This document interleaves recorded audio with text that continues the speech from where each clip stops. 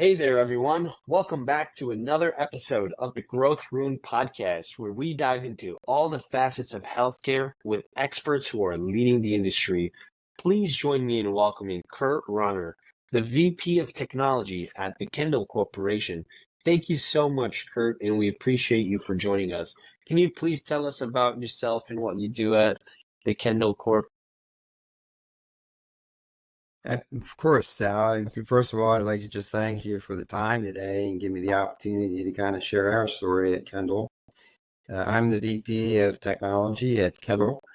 We support currently 10 affiliates that are independently owned and operated, providing them technology solutions to help manage their business. So, what is your workflow like? What is it like to be Kurt for a day? Well, Sal, my workflow changes drastically every day. There's a lot of unplanned activity that I get involved in. As you can imagine, trying to support 9 different independent sites, they could have issues of internet connectivity, application connectivity, something as simple as printer issues, security issues come up all the time. And so we get calls throughout the day to help respond to those needs. Along with that, we're also trying to continuously grow the environment. So we're constantly looking at the architecture we have and talking to our vendors and our partners, understanding how we can constantly improve developing reference architectures for our affiliates. So, how critical is technology in your day-to-day processes, and what processes, tools, or tech do you rely on to perform optimally? All technology is important in a CCRC or life planning community where I work. Our role is to respond to residents and the health of the residents, the well-being of the residents. As you can imagine, we have electronic medical systems, records that we support. They're typically cloud-based. Phone service is critical to the caregivers and to the relatives and friends of the families, the members that stay within the Kendall system. It's important for them to be able to reach out to their loved ones and for the loved ones to be able to reach out to them. And you can only imagine, especially as you go through the aging process, that connectivity to the outside world, to family and friends, becomes more and more critical. Resident-facing apps is very important to us. Providing an experience to our residents within the Kendall system to help motivate and enlighten their lives is important. Interesting, interesting. So, what about the team you lead? What kind of challenges do they face uh, in their current use of technology So or in their you're breaking day-to-day up. operations? Are there bottlenecks there?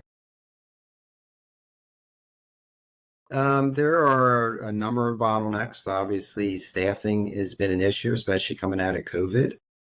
Trying to get the appropriate level of staff to support with the depth, the knowledge. We operate at a very small staffing level in IT. So it's very difficult to be able to support in the depth that we need in each of the silos that we are responsible for. We support the data center, so compute and storage, backup, disaster recovery. We support security. We support end station and all the agents that sit on the end stations to manage performance. We have a service desk to help operate some of the tickets. And that's a lot of work for a very small group of people to do. Interesting. So let's jump into the AI side of things. How do you see AI playing a role in IT departments for healthcare companies? So I've been in technology for over 30 years and I've seen the development of a lot of cool stuff. But I can tell you, I've not been as excited that I am now around AI and the benefits of AI. With the staffing issues we have, with the level of staff that we have, AI is going to make the difference for us.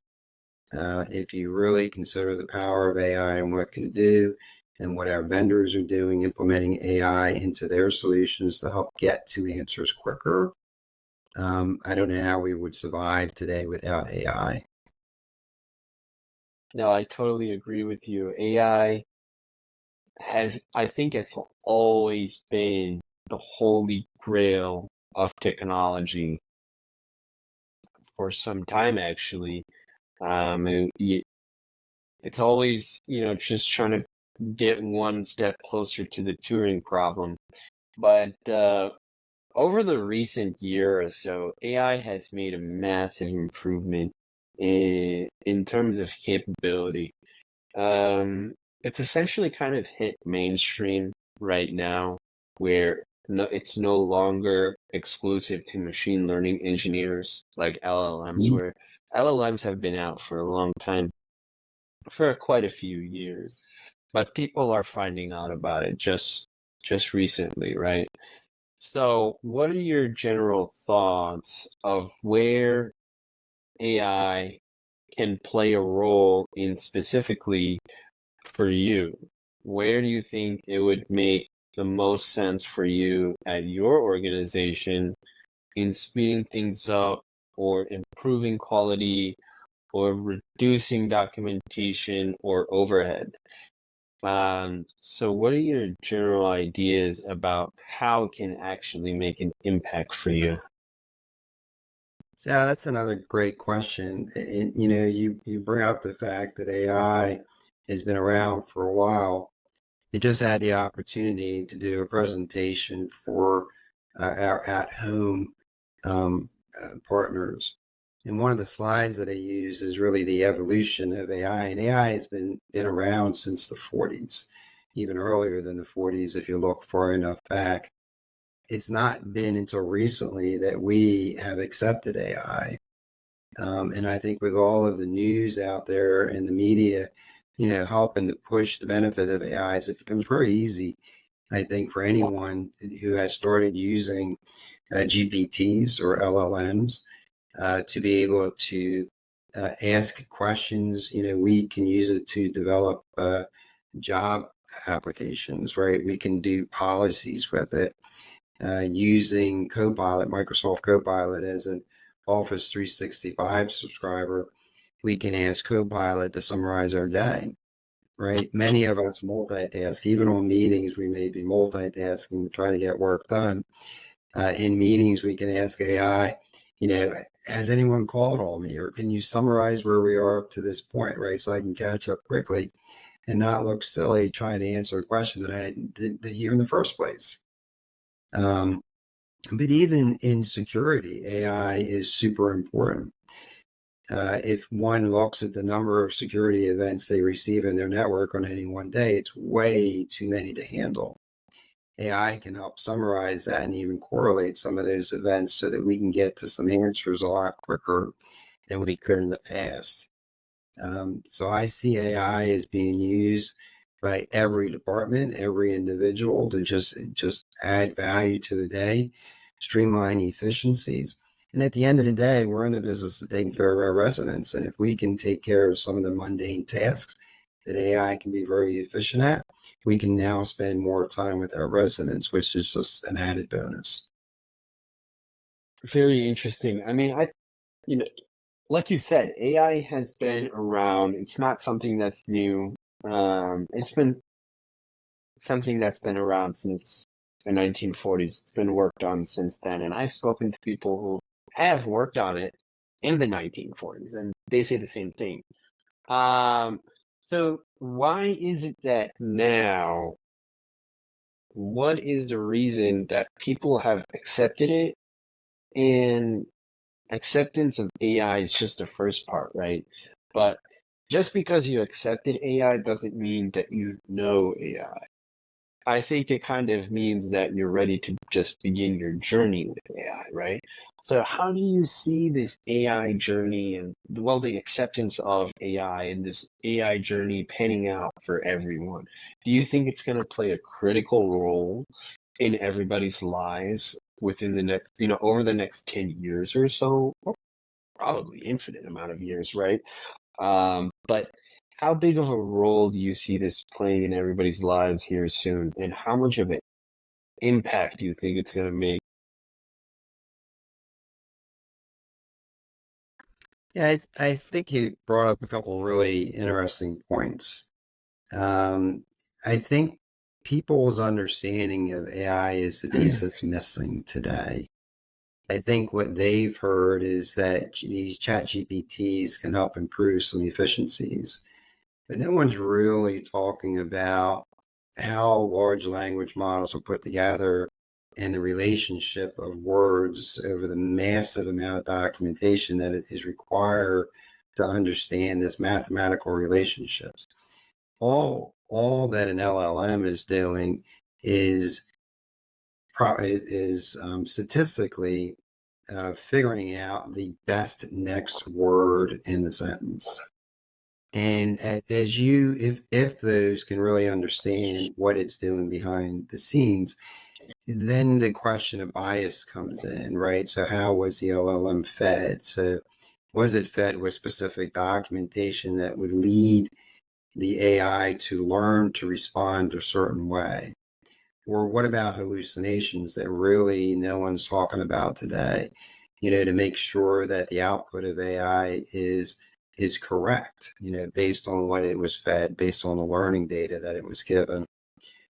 So I do think AI is going to drastically change the way we operate. I think it's going to drastically change who we become in the future. It's still, in my mind, it's still kind of in its infancy of where it potentially could be. So you can imagine that gap between where we are now and where we could be. As LLMs become finer tuned, as people work to define the prompts and the responses of the prompts, so that hallucinations are minimized, that the factual data is being presented, and that bias was removed, I think we'll just continuously see improvements in the results of large language models. Super interesting. I see AI definitely playing a role here in the future, but there's going to be a lot of learning that's involved before people are able to correctly utilize it. And it kind of reminds me of the same journey that everybody had over the last decade or so with the digital transformation. It kind of just overtook everyone, right? And it's like, hey, we're switching to from paper to digital tomorrow. Be ready, right? And you've got to configure the system, do automations, this, that.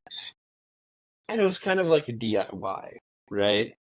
Um, where you're trying to put the stuff together.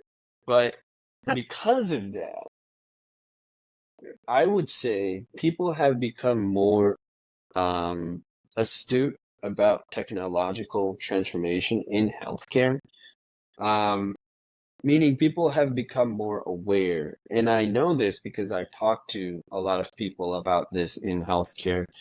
And yes, even chief nursing officers, they're also concerned. They're not concerned, but they're aware about the transformation that AI could bring, right? So what do you think how do you think people should prepare themselves for this AI transformational journey, right? Because there's a gap between knowing it's coming and then being prepared for what's coming, right? So just because you know what's coming does not mean you're ready for it, right? So what are some things that people in healthcare can do to prepare themselves for this huge AI wave that's about to come? And it's coming. I think everybody kind of agrees with me on that. Yeah, I would say it's not coming. I would say it's here. I would say You're right. people are aware of it. I mean, just the other day, I'm watching a commercial about Meta and about their AI. So, Google's pushing it. The work that Apple's doing with AI, and the partnerships with OpenAI. Microsoft clearly with Copilot. I mean, it's front and center. People are very aware of it, and people are starting to use it. What I would say to your points earlier about really understanding what an LLM is, how AI can be used, is for companies to have some basic policies out there. You know, recommending people to start playing with it. I mean, the more you play with it, the more you learn, the more you start, asking prompts and changing the prompts around. I think that helps. I think the key thing is, though, as they continue to play with it and learn a little more about AI and what it could do for you, is to continue the conversations with your IT teams, with your security teams, with your leadership teams, validate what's coming out of AI, but certainly get into it, start using it now, because the people that aren't getting into it today, that aren't using it today, will probably not survive. Wow. Um, yeah, that's a pretty it's a pretty daunting journey for a lot of people right up ahead. Um, there is a strong gap between, I would say not between, but like there's a strong gap of data literacy uh, that needs to be filled, right? And I'm saying this all across the board because this is not something that, like, college is not preparing physicians for AI. College is preparing physicians for diseases, right? So, how do you see this data literacy gap? And I'm not just talking about physicians here, right? Let's go from just all the way from the admin staff to the nursing staff to the physician to everybody around patient care. How can they improve their data literacy levels so that when they use the AI, they don't feel like it's some sort of black box that just tells you stuff. Like, you want to be able to have some level of transparency into its decision making, how it thinks, and whatnot. A lot of the resources for that are not out there right now. So, as a person in healthcare who wants to learn more about AI, what can they do? I think certainly reaching out to your IT teams is the first best place to start. I think there's a responsibility on the IT teams, to introduce this technology in a controlled fashion to the staff. I would suggest that IT teams have lunch and learns or something similar to that to give people an opportunity to come in, ask questions, become familiar with it. It's important, like I said earlier, for all people to really start using it and to start talking about it within your peers, trying to get them to use it, because I think as more and more people use it and more people talk about it, that other ideas will come up and other use cases will come up, for AI. And IT could be involved in the process too, to help manage some of those workflows to help simplify the lives. It's is not just when we talk about AI, as you mentioned before, it's, started with machine learning or deep learning, which is typically kind of back office stuff for the PhD students.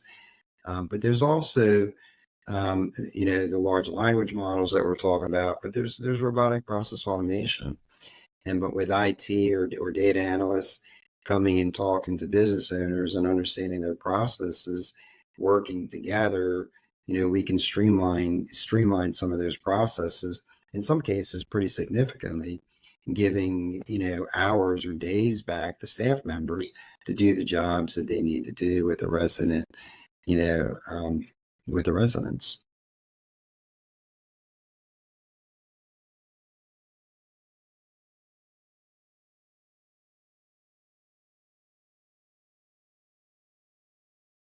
Hello? Yeah, can you hear Hey, me? hello. Yeah, sorry, I had a call. I'm gonna have to cut this part. But well, my part right here. So I'm Yeah, gonna go back. there were gaps that I'm hearing too, where I don't know if you're having internet issues or No, it looks like it's uploading, that you yeah, it's freeze every now and uploading. then. Yeah, we're almost at the finish line here. I have one interesting question. Um, so interesting, right? I agree. People should start having more conversations with the IT team around AI and ask the IT team, like, hey, how can we prepare ourselves for this? Like, are you doing anything new? Should we be expecting new AI features? Is there any documentation we should read up on? But the problem, Kurt, is that AI affects everyone, all departments, right? Mm-hmm. It doesn't matter how big you are, it doesn't matter how small you are, it doesn't matter it's affecting everyone, right? But that is going to create a big load on the IT team, right? Because you're going to have to now service requests for every single department, right? So, and that's on top of the current stuff that an IT team has to kind of already deal with. With it could be data requests, it could be maintenance, it could be site visits, like you said earlier. So, how do you see IT teams being able to navigate through this new era of complexity here? Well, so as we said earlier, too, spending the time in AI, learning what AI can do, can increase some efficiencies in everyone's workload, including IT. So by implementing the appropriate AI functions in our daily workload, that could potentially free up our time, right? Instead of spending a day or two trying to understand a security event, AI could help us understand it within minutes. That freed up time now can be spent helping our business partners, right, to understand and be more effective in how they use AI. So I think that our work will shift a little bit as we start to integrate more AI into the business functions, Yep. because we will gain all this efficiencies. We won't be spending as much time doing certain tasks. So our workload will shift to be able to do more strategic work or more innovative work or help the business better. Because today we're so, without AI, it's so labor intensive. IT has just become more and more complex, Yeah. right? When I started IT 30 years Yeah. ago, it was simple, right? We were just starting to roll desktops out to people. They were just becoming familiar with it, moving paper to digital. But now things are so complex and it takes such focus and knowledge, almost like a doctor, right? A doctor Yeah. spends years and years Mhm. and years to become a doctor. A really good IT person spends years and years and years learning the art of technology, Well, no, I right? totally agree. Yeah, go ahead. So AI is just going to make it easier for them, for those that really learn it and understand how it can be used. Yeah, I 100% agree with you. Just the level, what we see with technology, it's getting better and better. But for the average Hmm. technology person, it's getting more and more complex. It's getting harder and harder, and the systems are getting larger and larger and faster. And then we kind of dive into the whole conversation of, instead of a human managing AI, why don't we just have AI manage AI? But that is a totally different topic. Um, what are what are the top three So, technological so improvements? I will tell you, What's up? there was a term, and when I mention it to people, very few people know the term. But it's when technology starts matching technology is when I become a little concerned. But for those that are really interested in digging into that, it's called technology singularity, Yeah. and that's when things will rapidly change. Oh yeah. Luckily, we still have a little bit of time away, a little time before we get there. But yeah, no, I agree with you. The singularity is just a completely a completely different beast over there. So what are the top three technological improvements that you believe would have the most impact for you at the Kendall Corp in 2024? I think there's a couple things. I think definitely using the cloud a little more to offload some of the work that's done locally that requires our staff to manage upgrades and hardware offloading that more and more of that into the cloud frees up some of their time to manage it. I definitely think robotic process automation is an easy thing to do, which is basically automating simple, repeatable processes. Originally focused on finance teams where there's a lot of repeatable process, but I think really understanding and working with business owners to see what their process is, reverse engineer the process, maybe streamline the process a little bit, and certainly automate it. And then I think really building out, from the knowledge that we have, the data that we have, our own LLMs, so that we can control the data input into it, understand the value of it, bring in the right data that makes sense for us to help our leaders make appropriate business decisions a lot more effectively and a lot more efficiently. Super interesting. What an adventure. My concluding thoughts are that AI has a big role to play in healthcare this year. Implementing AI really well will provide the most impact out of anything else. It was such a pleasure having you on the show, Kurt. I'm looking forward to having you on for future episodes. It sounds great, Sal. Again, thank you and have a great rest of the day.